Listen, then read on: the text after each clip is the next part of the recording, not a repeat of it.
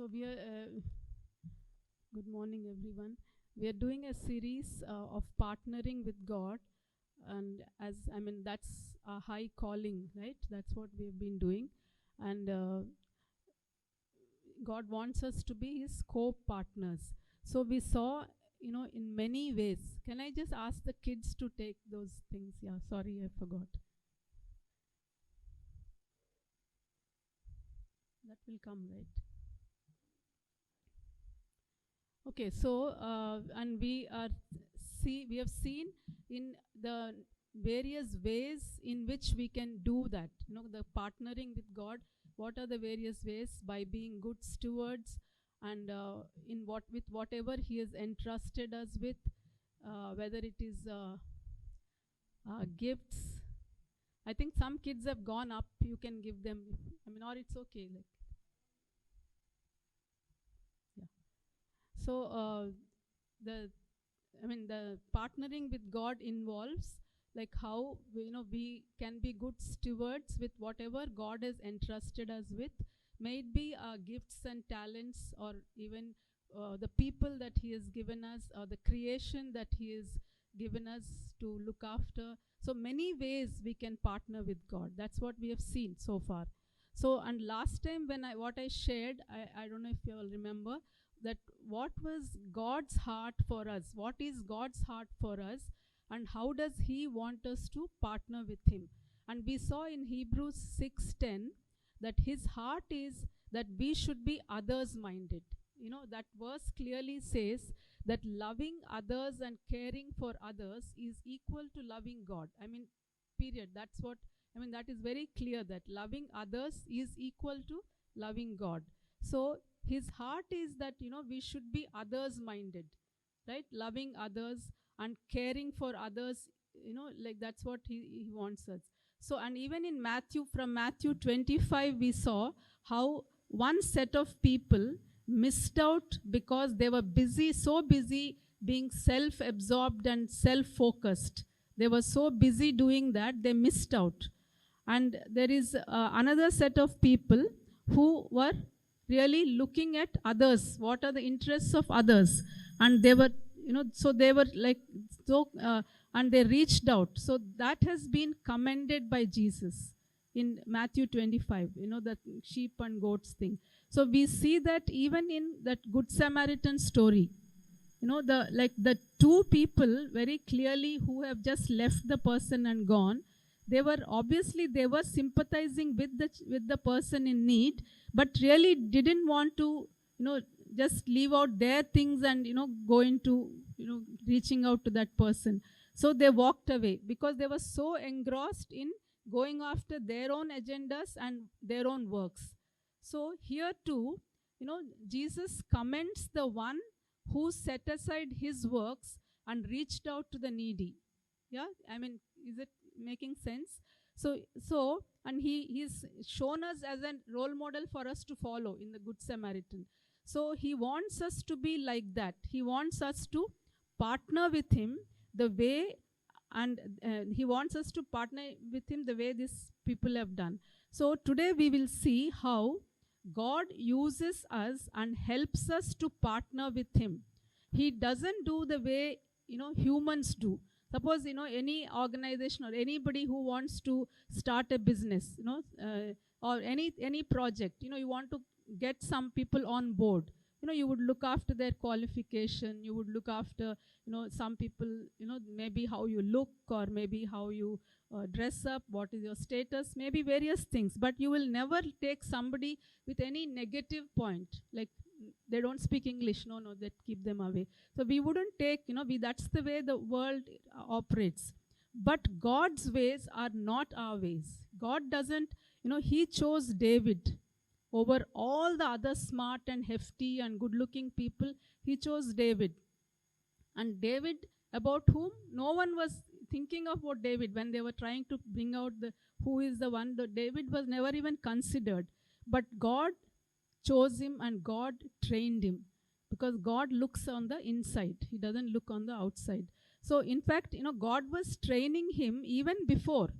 While he was looking after the sheep, God trained him how to fight the lions, how to fight the wolves, before he faced the major giant Goliath. Yeah. So that is how it is. So God chooses and the different way. So let us see how God chooses and trains us for his purposes to be fulfilled. And that is the way he wants us to partner with God. So we will see. Is it not clear? Yeah.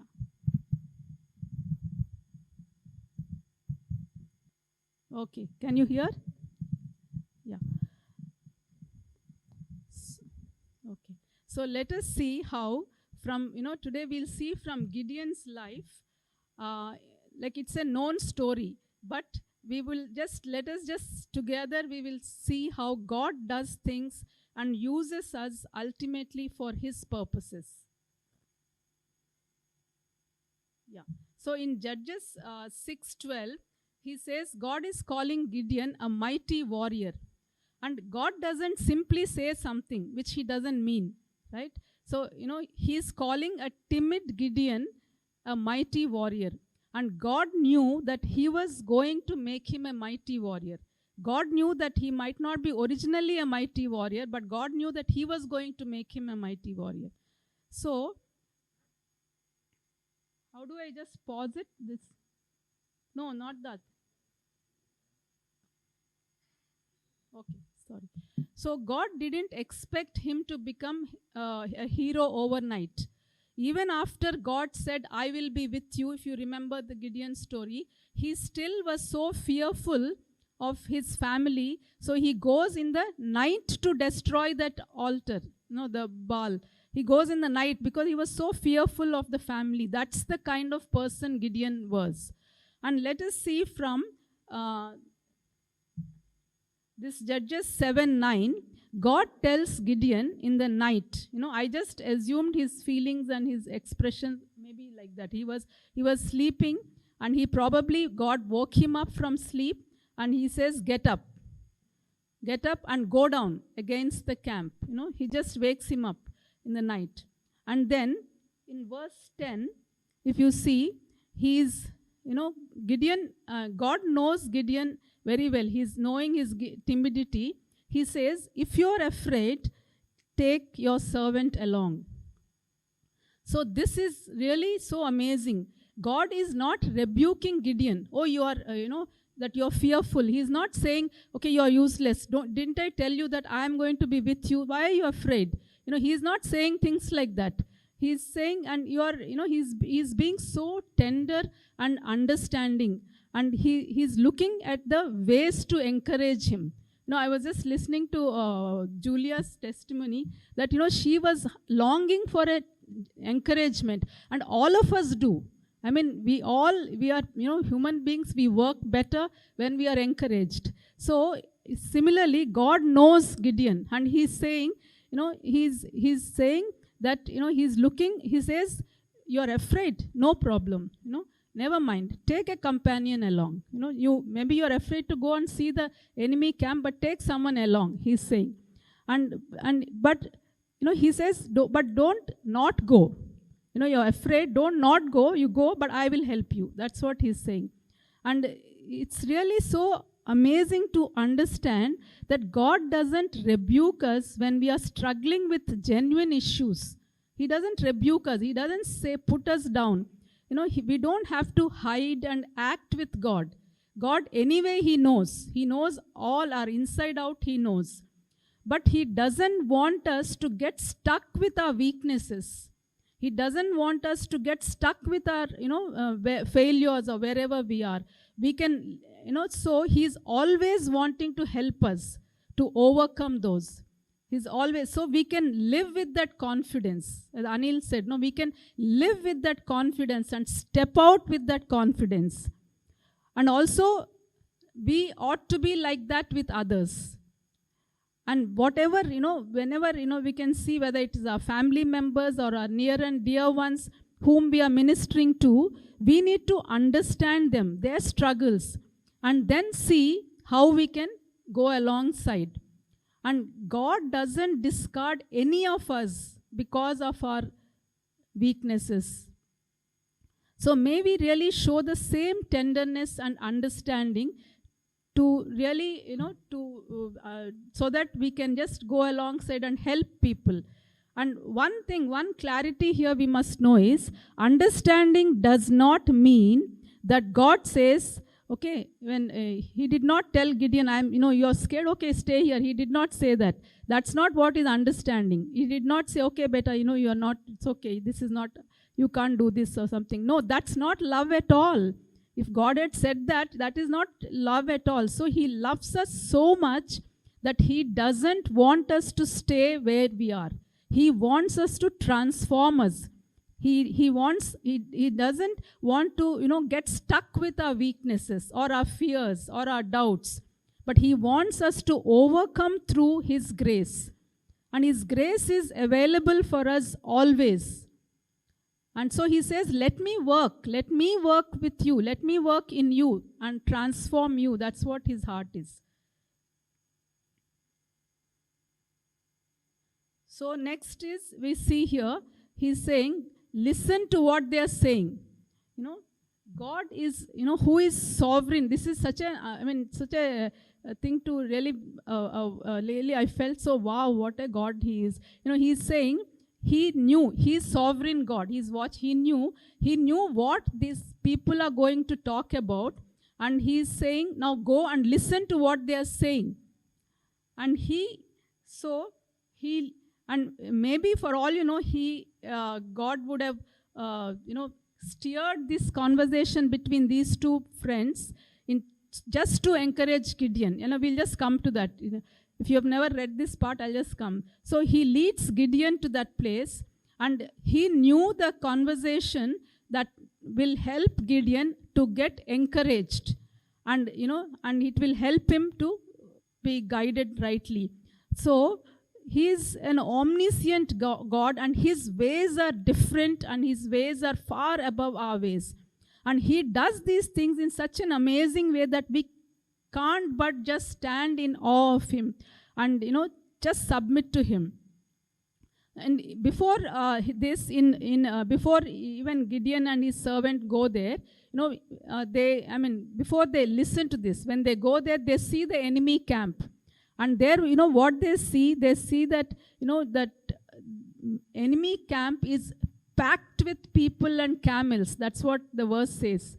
That so much that it is so packed that they could not be counted. So that must have been very scary. That sight must have been very scary. And so they see, and so that is why Gideon needed encouragement. And so, it's so amazing. See what they are saying is, this is what they are saying. They say that one guy is telling the other one, Gideon and his servant are watching and they're listening to these two. So one guy is saying, I had a dream. He was saying, a round loaf of barley bread came tumbling into the Midianite camp. It struck the tent with such force that the tent overturned and collapsed. His friend responded, this can be nothing other than the sword of Gideon, son of Joash, the Israelite. God has given the Midianites and the whole camp into his hands. So that really encouraged him so much. And just see what is the response. In next verse it says, when Gideon heard this, he bowed down and worshipped God. And just see what genuine encouragement does. Like as Julia was sharing, I didn't want to become proud. When genuine encouragement comes from God, it really, it just humbles us and just want to fall at his feet and worship him. So it is, even in Romans 15:5, when you see, Paul refers as, God who gives endurance and encouragement. It is God who gives endurance and encouragement. When God gives us that encouragement, it really does something in our hearts. We want to just, live for him. So this is what Gideon saw. Gideon saw what God was trying to tell him. And God speaks to us, encourages us, and convinces us in such ways but he never discards us because of our issues. And God saw a mighty warrior in this timid and fearful Gideon. And why does he do that? He encourages us, he builds our confidence, and sends us to accomplish his purposes. That is what he does. So let's just see then what happens. See the result of this changed by God, Gideon. This guy who has been changed by God comes down to the Israel's camp and says, get up. Now he's just what God told him, he's telling the same thing to them. Get up. The same words that he heard from God. He's asking people to get up. He's motivating them. And to get up and go into the enemy's camp. And he's sharing with them what God has, told him. So what he received, he's giving. And in the next verse, we see he's taking the initiative. He's dividing, 300 men and prepares them. And he's coming up with a plan. And what a change that is. What a change from a guy who is just sitting there, quietly doing something without being noticed by anybody. The God-inspired Gideon gives a complete plan how to conquer the enemy. He's giving Gideon is not just, do something mindless like, something threshing the wheat or something, but he is using his mind and making plans for the wars. Now in the next you see, even more amazing is that he's saying, come follow me. He's saying, follow my lead. These are the very words coming out of someone who was hiding out of fear of the enemy. Now he's in the forefront. He's saying, come follow me. And it's so amazing that the one who was quietly, doing threshing his, wheat in the wine press would never have dreamt that he would be doing something like this. And he has become a leader now. From where to where God brought him. It is such a, thing to be really awestruck by. So God can do that in our lives. He can do that in our lives. That same God is at work in our lives now. And in the most unexpected ways, he can meet with us and transform us and use us for his purposes. And now Gideon's whole perspective has changed. And he, once he thought of himself as least in the clan and least of the family, is now a leader, the one who considered himself. His perspective has changed. And he's become a planner with a vision. And to say things like this, watch me, follow my lead, listen to what my instructions. All these things, they in all humility, if it has to come, really it comes from an understanding that, it was God alone who made that transformation in his life. Like how Paul says, he says, I work maximum, more than anybody, but yet not I, but Christ who lives in me. So that is exactly what Gideon is, Gideon knows it. That's why he is able to say it without any pride. With humility, he is saying this. So God really doesn't discard anyone. And next, now, what happens after this? The Lord blessed Gideon's plan. And what did he do? He confused the enemy in such a way that they either killed each other or they ran away. So however strong the enemy is, however, strongly the enemy is coming to oppress us, through a temptation or through an accusation, through a persecution, name it, whatever it is, God is the one who gives us victory from that. God is the one who delivers us from that. And we just have to come under the authority and submission. Submit to God and resist the devil, and the devil will flee. There is no doubt about it. And same thing happened here. It is God who confused the enemy and made them run away. Next. Okay. So here we can see, Gideon, after capturing the enemy, okay, he captured the enemy, and then he's asking the kings, there are 2 kings, and he's asking them, what kind of men did you kill? So because those people have killed his own people, so he's asking, what kind of men did you kill? And look at the answer. Men just like you, each one with a bearing of a prince. Another amazing thing it is. The enemy looked at Gideon as a prince. Prince is someone who is carrying the king's lineage and king's image. And that is who Gideon was, son of the King of Kings. And they would have seen the courage in him. They would have seen the wisdom with which he did all planning, and that, what Gideon exhibited. And so they saw that, and they thought that, oh, these are the characteristics of a prince. That's why they were referring to him as, just like you, who was bearing a prince. So the next here you see, Israelites are asking him that, please rule over us. You and after you, your son, please rule over us. They are asking, don't leave us and go. So, but what is the statement that Gideon has made here? It is, something to think of. He says, the Lord will rule over you. I might be there like a person, but ultimately it is the Lord who rules over. So, acknowledging that God is the overall in charge. Gideon is acknowledging that God is the overall in charge, whoever is your earthly master. So by now Gideon knew that God is sovereignly ruling over everything. The same guy who questioned in the 3 chapters before, Lord, where were you when we were going through all difficulties? He asks, when he asked, where were you? You abandoned us, So these were the questions that were there in his mind. And now he is saying he has come to terms.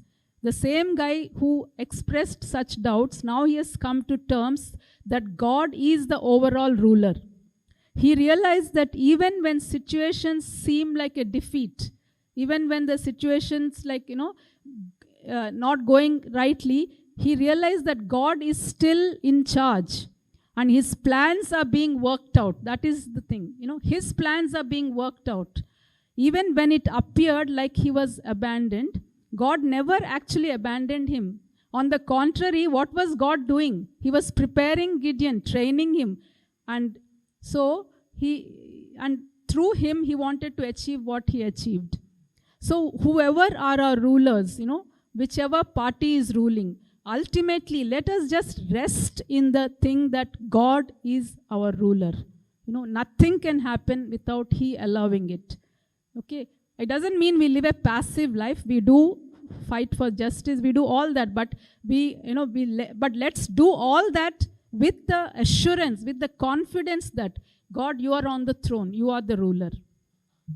And in 1 Corinthians it says, I have not put that verse here. It says, God who chose the foolish things of the world to shame the wise. God chose the weak things of the world to shame the strong. And this has exactly what happened in Gideon's case. He chose Gideon whom anybody would have just discarded. Now Gideon has been used so powerfully to defeat the enemies. But why did God do all this? So we can see that here, in 1 Samuel here, this is Samuel's like a final parting message, I think, farewell message. He's saying he was recollecting all that God did in their midst. He's giving a gist of what all happened in the past. And this is, actually, if you see that, read that chapter 12, he's actually kind of a tone of a rebuke to Israelites. God has done so much, he's telling all the things that have happened. So, because Israelites ask him for a king, so in that context, he's telling them. And he says in verse 11, the Lord sent Gideon to save you so that you live in safety. So how amazing. God trained Gideon from a weak and a timid person. He made him a mighty man, mighty warrior, and a leader. And all that he did because he wanted his people to live in safety. He did that so that Gideon could go and deliver God's people to safety. So saving his people was his ultimate purpose, God's ultimate purpose. And that is the reason why Jesus came to save the lost. God's intention of sanctifying us, transforming us, renewing our spirits with encouragement. Whenever God gives us encouragement. God's purpose for inspiring us and transforming us, for taking us from glory to glory. He's doing all these things for us. But all these things He's doing for us, it is so that His purposes will be fulfilled. So even today, God's mission is that, for His people to be saved. Loving the City campaign is such a wonderful campaign in that is, to really show that it's not about me, it's about people being saved. It is such an amazing thing to get involved in. Okay, so we have seen how Gideon has done this, but what is all this for? The next, what is all this for? Here we see Gideon, he is being commended for his faith. Gideon's name has made way into Hebrews. Here many names have been taken, all of them through faith, what they achieved. But from the story of Gideon, we know for sure what are the things that we can attribute to Gideon from here is one who through faith conquered kingdoms, gained what was promised, whose weakness was turned to strength, who became powerful in battle and routed foreign armies. These are the things that, so just imagine what a legacy he left behind. What a legacy he left behind. No, I mean, you just get goosebumps when you hear such things, So can he take the credit for any of these? It is God, right through it is God. His abundant grace. God chooses, God encourages, God gives confidence and boldness, God trains, God sends for His purposes. So yet what was credited to Gideon was his faith. For us to partner with God, He prepares us. At the end of it, we will be blessed in a way that our lives are counting for God. Our lives are being counted for His kingdom. So, and we will leave a great legacy for the next generations to come. And so what we need to do is just don't give excuses. Stay yielded. And, in a posture of God, I am, here I am. I am listening. And with all my weaknesses, I'm not here with all my strengths. I'm here with all my weaknesses, with all my fears, with all my doubts. I'm here. But when we are caught up and consumed with ourselves, there is no way we can hear God. We cannot hear God if we are not, not looking up to Him. So we miss out on partnering with Him. And God, and we can't leave a legacy like this, what, the others, the Gideon has done it. So I really pray that maybe not miss out on such amazing privilege of partnering with God. But how do we do this? This is the only way that we can do. Throw off everything that hinders. And what hinders us is to think that God has abandoned us, or because we think that God has abandoned because some situation that we are praying for is not happening. So those are the thoughts, those are the things that that hinders us, or even that we are no good. The other person is better than me. That we are no good. Those kind of things, and that is what makes us grow weary and lose heart. But how to avoid it? So throw away whatever hinders, every thought, every doubt that comes to hinder us from running the race. Persevere through for the race marked out for us, fixing our eyes on Jesus, who endured the cross, bearing its shame. Then we will not grow weary and we will not lose heart in doing God's work. And God can, use us. So let us be encouraged and really allow God to use us for His purposes. And may Lord bless each one of us and really help us to understand and what He's there for, and that we can never, really put us down or do anything without God. So just yielding ourselves and submitting to God. Thank you.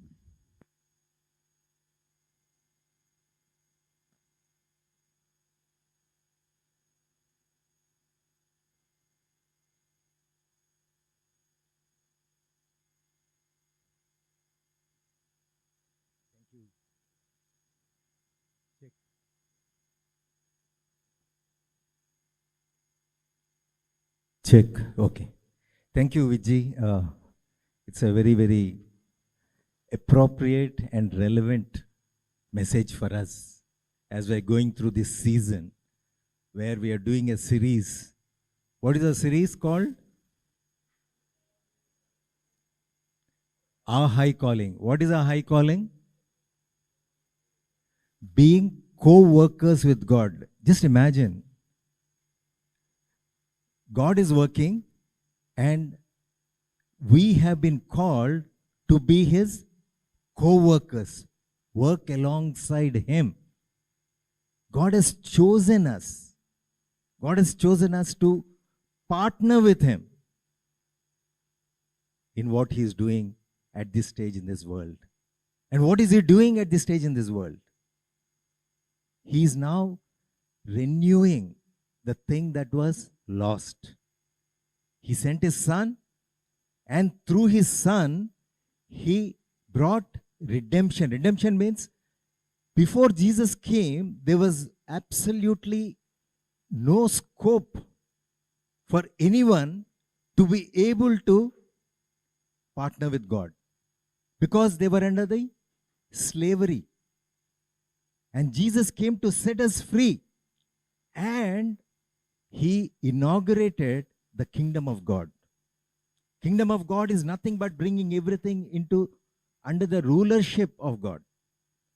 And now God is in the process of establishing His kingdom, and when Jesus comes back, His kingdom will be completely established. But right now, you and I have got the privilege of helping people to come under the rulership of God before Jesus comes back. Because when Jesus comes back, there is no hope. That time there is no mercy saying, come, come. That time there is only going to be judgment. And we must have a compassion for all those who don't know this amazing love that God has for people, that He doesn't count their sins. He doesn't count their follies. He's just calling people, just come to me just as you are, and I will change you. What a wonderful example that Vijay took of Gideon. Such a timid guy. Such a timid guy that he was threshing. What is that? Grain. Grain is generally threshed outside in the open. But he was threshing it inside. So scared. And he becomes a mighty warrior. And God told him beforehand that you're going to be a mighty warrior. So if we are sitting here, or those of us who are watching this message, God knew you before. God has called you before. And God is calling us your mighty warriors. Because now you're joining my work. This is what Romans 8:28 says. And in all things, we know that God works together with those who love Him to bring about what is good, with those who have been called according to His purpose. God has called us for His purpose. For those God foreknew. That's what the verse says, Romans 8:29. God foreknew. He also predestined to be conformed to the image of His Son. All this is for us, that He might be the firstborn among many brothers and sisters. And those He predestined, He also called. He also justified. Those He justified, He also glorified. Notice the tense, past tense. God foreknew. God is already, He's saying beforehand that He has glorified. Whom? Us. Whom God foreknew. Those whom God called. Those whom God justified. And now He's telling us, come, get up. Get to work with me. I'm going to glorify you. And this is an absolute established truth, because this is the word of God. Church, as we listen to this song, just let's all reflect on what you heard and reflect on the truth of what God's word says and the wonderful privilege that you and I have to be His people and who our God is. Okay, just close your eyes as the song goes on. Okay, and then we'll close.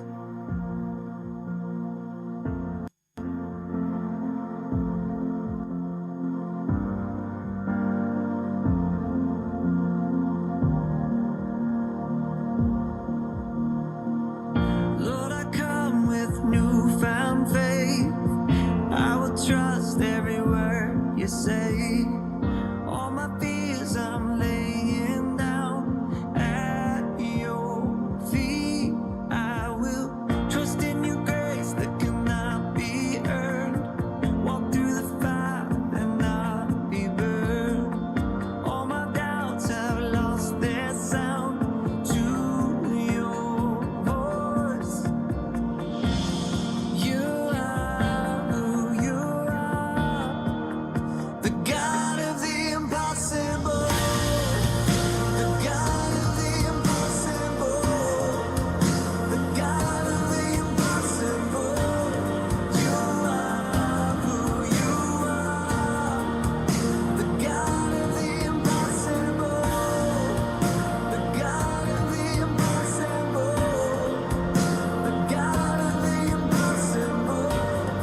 You are who you are, the God of the impossible. Lord, I come with willing hands. Use my life to fulfill your plan. All I have, I give to you, an offering. Yeah, you are who you are. You are who you are, the God of the impossible, the God of the impossible, the God of the impossible. You are who you are, the God of the impossible, the God of the impossible, the God of the impossible. You are who you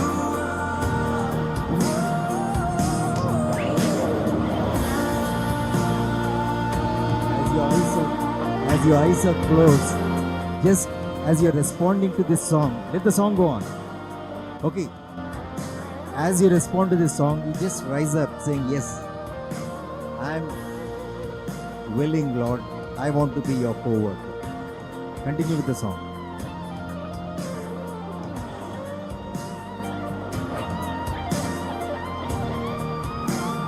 You can do all things. You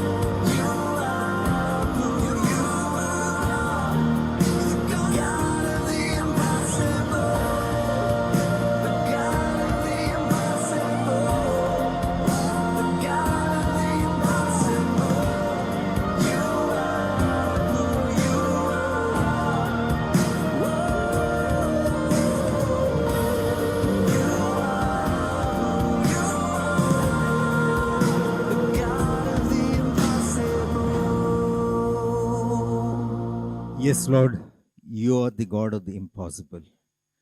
You call such weak and foolish people like us and justify us. And you enroll us, you commission us, make us your partners in what you're doing in this world, in this broken and hopeless world. Lord, you have, Lord, commissioned us to go out as people who are going to bring hope and restoration, healing, deliverance, and you want to work through us. What a great privilege it is. So this morning, Lord, we as your people, we are saying, Lord, we are humbling ourselves. We are offering ourselves. Lord, use us. Use us for your glory, which you promised us. And we don't want to miss out on having this wonderful privilege of being your co-workers. Knowing that for you it is not impossible to transform us. Whatever the fears that we have, whatever the doubts that we have, whatever the weaknesses that we have,